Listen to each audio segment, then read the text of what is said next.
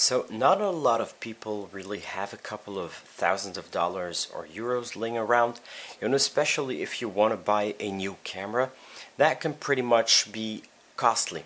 This is, where smartphone photography has really revolutionized how people use photography nowadays, because these tiny powerhouses pack a punch when it comes to photo and video features.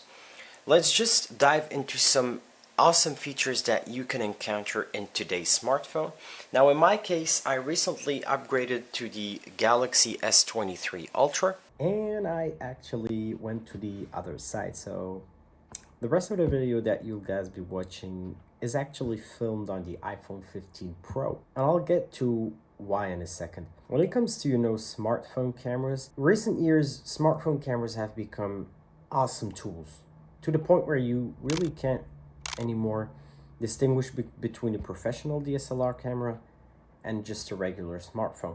I personally don't like to be part of the discussion where people say, iOS is better or Android is better. Each has its pros and cons. And my really fast take on this, if you want a camera that's really strong in photos, go with the Samsung route. If you want a camera that's really capable in the video space, go the iOS route. Especially when you look what Apple does to their devices, including the ProRes codec, being capable to record in log format. On the picture side, maybe both cameras are really comparable, or they play in the same space. But when it comes to video, for me personally, the Apple side takes it, because you generally have better dynamic range on an iOS device than an Android device. That's something that I really noticed personally, that the Samsung really lacks a little bit of noise reduction, or it's a little bit weaker in the noise reduction space. But both phones are flagships, and both phones really take good video, good pictures.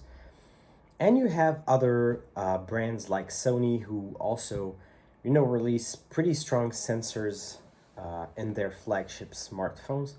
Now, for me, what really made the personal change, because I'm, slowly kind of getting more invested into the iOS space, is the versatility of MagSafe, where on the other hand, Samsung didn't really play a little bit with magnets and their way of making it. But the mobile photography and videography space for accessories really has opened up a big door for manufacturers to make tools actually for iOS devices, now the iPhone. That's my personal take on that. On the other hand, smartphone cameras at the end of the day really just keep being smartphone cameras, and you will never top out a DSLR camera, because bigger sensors, sharper images, more light, better dynamic range, better noise control, and so on and so on. I can just keep going all day long about why a DSLR is better than a smartphone.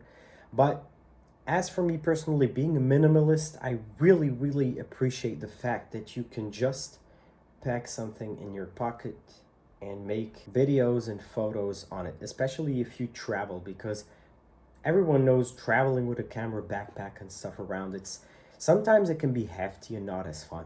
So that was my take on it, and see you in the next one, peeps.